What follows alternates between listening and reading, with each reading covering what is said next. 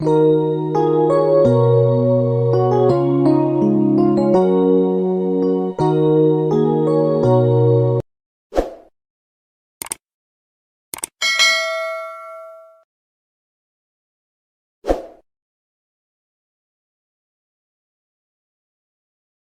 साथियों, मेरे YouTube channel RSJ Excel Zone में आपका स्वागत है। साथियों, आज हम कक्षा 9 विज्ञान विषय का अध्याय 7 का तीसरा पार्ट लेके आए हैं, जिसके अंतर्गत हम कुछ बिंदुओं के बारे में पढ़ेंगे। तो चलते हैं हम बिंदुओं की ओर। अध्याय 7 था जिसका नाम था गति। इसके 2 पार्ट हम पढ़ा चुके हैं, आज तीसरा पार्ट है। तीसरे पार्ट में पहला बिंदु है त्वरण। त्वरण क्या होता है? इकाई समय में वस्तु के वेग में परिवर्तन की दर, यानी कि एकांक समय में वस्तु के वेग में परिवर्तन की दर को त्वरण कहते हैं।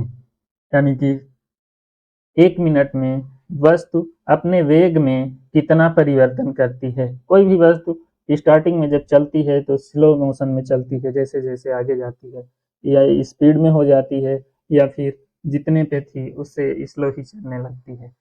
1 मिनट में, एक सेकंड में जितना यह परिवर्तन करेगी अपने वेग में, वही उसका त्वरण कहलाता है। त्वरण बराबर होता है वेग में परिवर्तन बटे समय या समयांतराल। मान लेते हैं यदि कोई वस्तु प्रारंभिक वेग u तथा, यानी कि मान लेते हैं किसी वस्तु का प्रारंभिक वेग u है और t समय बाद उसका वेग v हो जाता है, तो यहाँ पे त्वरण यदि ये है तो इस प्रकार की गति को त्वरित गति कहते हैं। तो हम त्वरण जब निकालेंगे तो a बराबर हो जाएगा अंतिम वेग माइनस प्रारंभिक वेग, यानी कि v minus u upon t। अंतिम वेग माइनस प्रारंभिक वेग बटे समय। तो त्वरित गति का सूत्र हो जाएगा a बराबर v minus u upon t।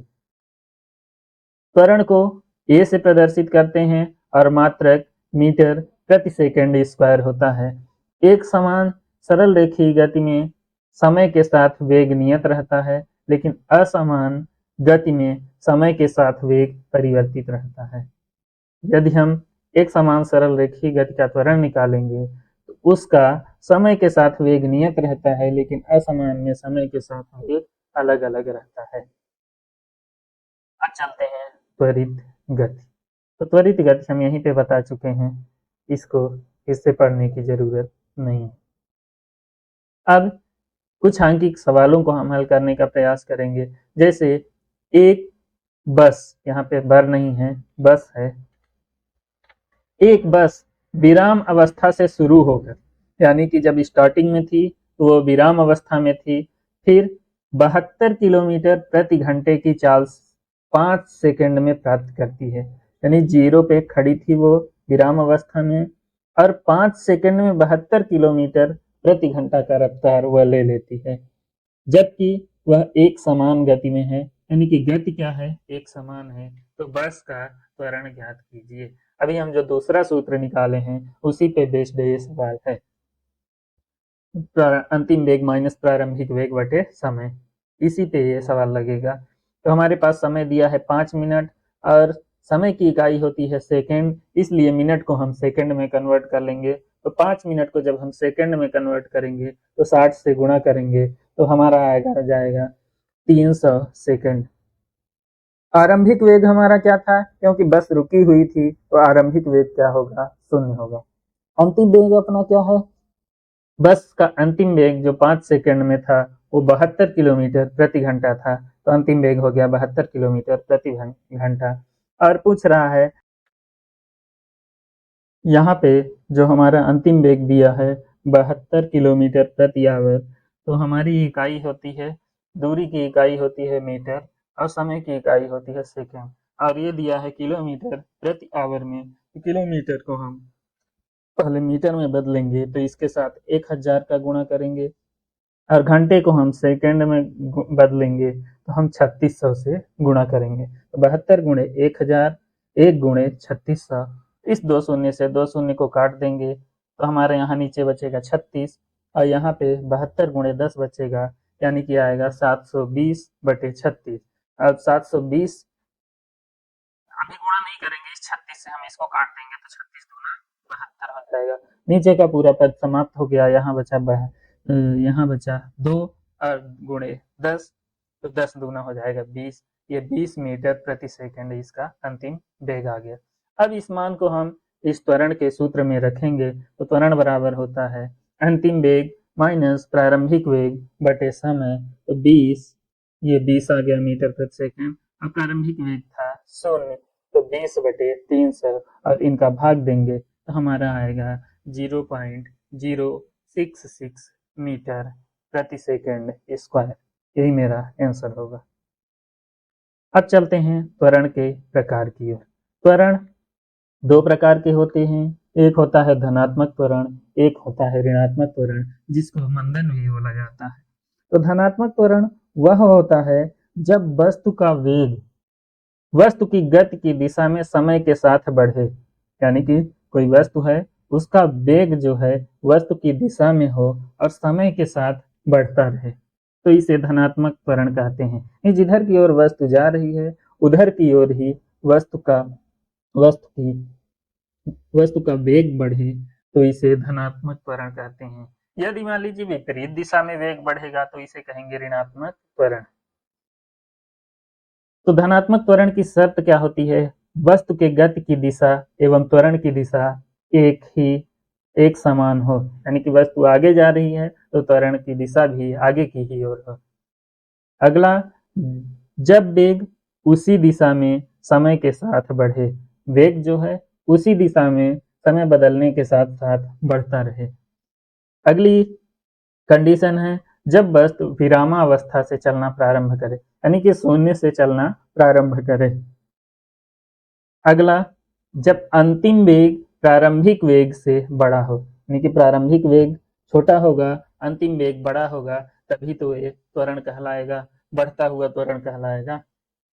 इतनी शर्तें होती हैं धनात्मक त्वरण की, तभी हम किसी को बोल सकते हैं कि इस वस्तु की गति में धनात्मक त्वरण है। क्या क्या होना चाहिए? वस्तु के गति की दिशा और त्वरण की दिशा एक समान हो, जब वेग उसी दिशा में समय के साथ बढ़े, जब वस्तु विरामावस्था से चलना प्रारंभ करे, जब अंतिम वेग प्रारंभिक वेग से बड़ा हो।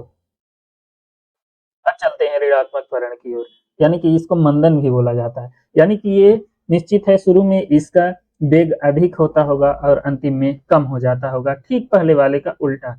तो जब वस्तु का वेग वस्तु के गति की विपरीत दिशा में काम कर रहा हो, जब वस्तु का वेग वस्तु के गति की विपरीत दिशा में काम करे, जब वस्तु के गति की दिशा में काम करे तो धनात्मक त्वरण होगा, जब विपरीत दिशा में काम करे तो वहां पे ऋणात्मक त्वरण होगा।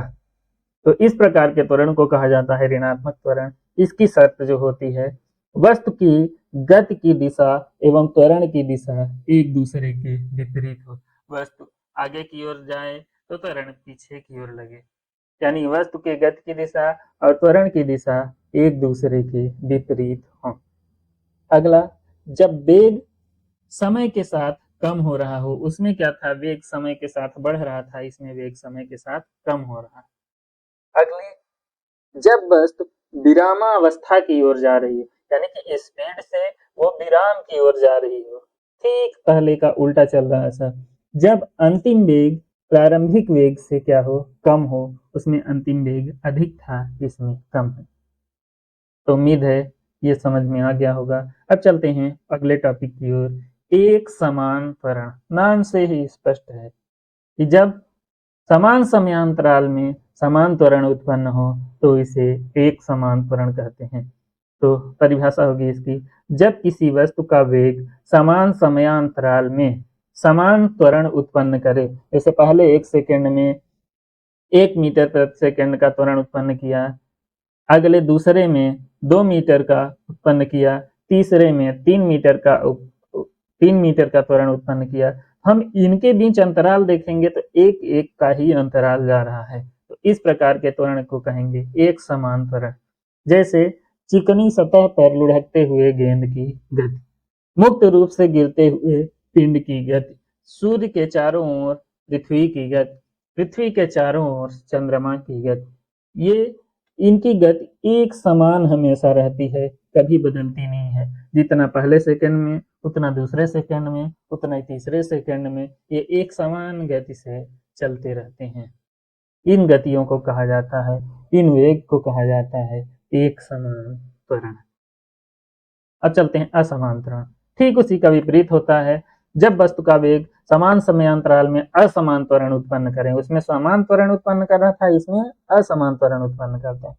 जब किसी वस्तु का वेग समान समयांतराल में असमान त्वरण उत्पन्न करे तो इसे कहते हैं असमान त्वरण।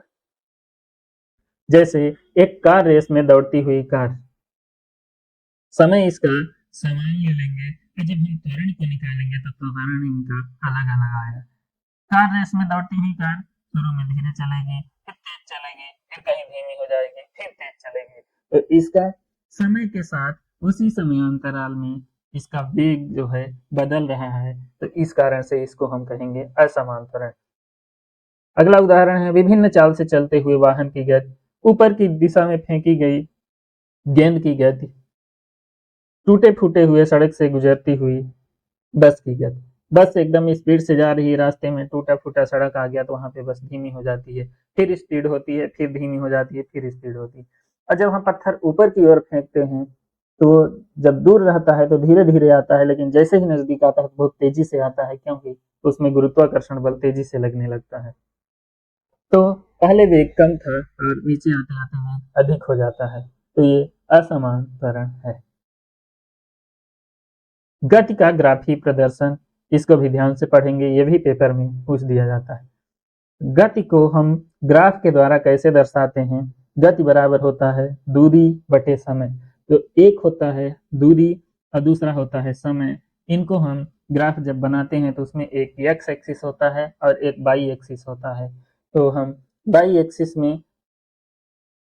एक्सिस में दूरी को रख लेंगे या एक्स एक्सिस में रख लेंगे, कहीं पे एक एक्सिस में दूरी रख लेंगे, एक एक्सिस में समय रख लेंगे और इसका ग्राफ खींचेंगे। ग्राफ से समझ में आ जाएगा कि इसकी चाल कैसी है। तो एक समान चाल के लिए दूरी समय ग्राफ जो होता है दो तरह से बनता है। पहला ग्राफ बनता है एक समान चाल के लिए, दूसरा ग्राफ बनता है असमान चाल के लिए।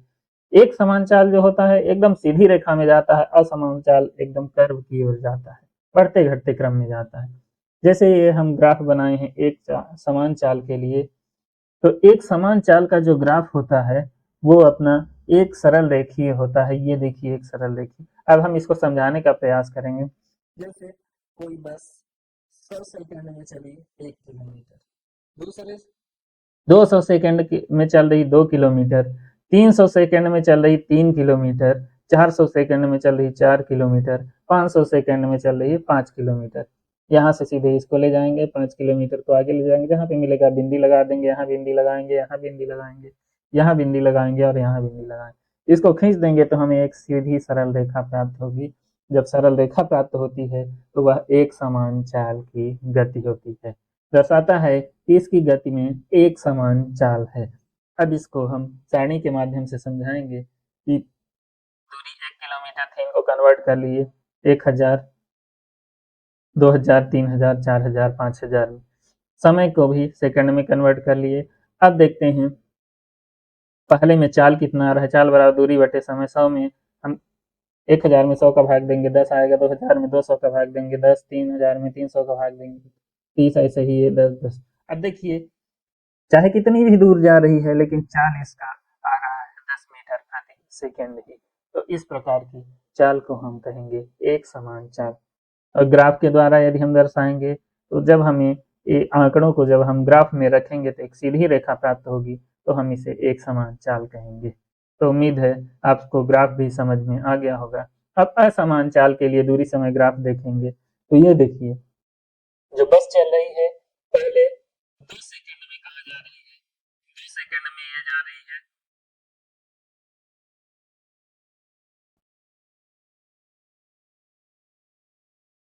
2 सेकंड में 1 किलोमीटर जा रही है। देखिए एक लाइन कवर कर रही। फिर अगले 4 सेकंड में ये जा रही 4 किलोमीटर, 5 से 1 कम है देखिए। फिर 6 में जा रही है 9 किलोमीटर। ये देखिए 6 में 9 किलोमीटर जा रही। 8 में जा रही है 16 किलोमीटर, 10 में जा रही 25 किलोमीटर और 12 में जा रही है 36 किलोमीटर, ये देखिए 35 से एक ऊपर। तो अब इन बिंदुओं को आप मिलाएंगे तो देखिए एक कर्व जैसी रेखा प्राप्त हो रही। कर्व जैसी रेखा यानी कि कहीं पे वेग कम हो रहा है, कहीं पे अधिक हो रहा है, तो इसको कहेंगे हम असमान चाल। ग्राफ से ही समझ में आ गया है कि ये असमान चाल है, यदि एक सीधी रेखा जाती तो एक समान चाल होती है। अब चलते हैं गति के समीकरण की ओर। गति का केवल इसमें समीकरण पढ़ेंगे, डिटेल में आगे चैप्टर में पढ़ाया जाएगा इसको। जब कोई वस्तु एक समान गति से चल रही है, गति का समीकरण तभी लगेगा जब वस्तु एक समान गति से चले, तो उसकी वेग, त्वरण और तय की गई दूरी के बीच संबंध बताने के लिए कई समीकरणों का प्रयोग किया जाता है, जिन्हें गति समीकरण कहते हैं। ये तीनों समीकरण हैं। पहला, v बराबर u plus A T, S बराबर U T plus 1/2 A T square, 2as बराबर v square minus u square. यहाँ पे u क्या है?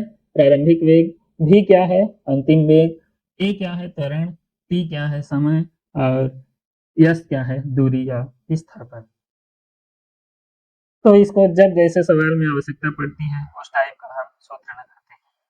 जब हमको s निकालना होगा यानी कि दूरी निकालना होगा तो हम क्या करेंगे? s का सूत्र लगाएंगे। यदि हमको अंतिम वेग निकालना होगा तो अंतिम वेग का सूत्र लगाएंगे। यदि हमको त्वरण निकालना होगा तो त्वरण इन दोनों से निकल जाएगा। इस तरह से हम जैसी आवश्यकता पड़ेगी उस हिसाब से सूत्रों का प्रयोग करेंगे। ये ज्यादातर सवालों में उपयोग आते हैं और परीक्षा में इस चैप्टर से केवल गति के समीकरणों को पूछा जाता है कि गति का पहला समीकरण कौन सा है, गति का दूसरा समीकरण कौन सा है, गति का तीसरा समीकरण कौन सा है। तो ये तीनों समीकरण आप लोग याद कर लीजिएगा। अब चलते हैं वृत्तीय गति की ओर। गति तो हम पढ़े हैं, कई प्रकार से पढ़े हैं, लेकिन ये गति ऐसी गति होती है जो वृत्ताकार मार्ग पे चलती। वृत्ताकार मार्ग में तय की गई गति कहलाती है एक समान वृत्त। वृत्ताकार मार्ग में तय की गई वृत्तीय गति कहलाती है। लेकिन जब उसी मार्ग में एक समान गति हो तो उसे कहते हैं एक समान वृत्तीय गति। यानी समान समयांतराल में समान दूरी तय की जाए वृत्ताकार पथ से तो उसे एक समान वृत्तीय गति कहते हैं। वृत्तीय गति करने वाले वस्तु का त्वरण हमेशा एक समान होता है, तभी तो एक समान नाम ही है इसका। वृत्तीय गति करने वाले वस्तु का त्वरण एक समान होता है हमेशा। यदि वृत्तीय पथ की त्रिज्या r और एक चक्कर लगाने में t समय लगता है तो वस्तु का वेग होता है v बराबर 2πrt। वृत्त है इसलिए इसमें 2πr लग गया और समय। उदाहरण, वृत्तीय गति का उदाहरण है चंद्रमा एवं पृथ्वी एक वृत्त में चलते हैं और कक्षाओं में इलेक्ट्रॉनों की गति, ये वृत्तीय गति है। साइकिल में पहिए की गति, ये वृत्तीय गति है। तो दोस्तों यहीं पे गति चैप्टर समाप्त होता है। अब हम नेक्स्ट क्लास लेके आएंगे नए चैप्टर के साथ। तो यहीं पे अपनी क्लास आज समाप्त होती है और जाते जाते आपसे एक अनुरोध है कि यदि आप मेरे चैनल में नए हैं तो चैनल को सब्सक्राइब कर लीजिए, वीडियो को वॉच करिए। यदि वीडियो पसंद आए तो उसको दोस्तों के बीच शेयर करिए। वीडियो में कहीं समस्या हो तो कमेंट जरूर करिए, उस समस्या को हम सुधारने का प्रयास करेंगे। धन्यवाद।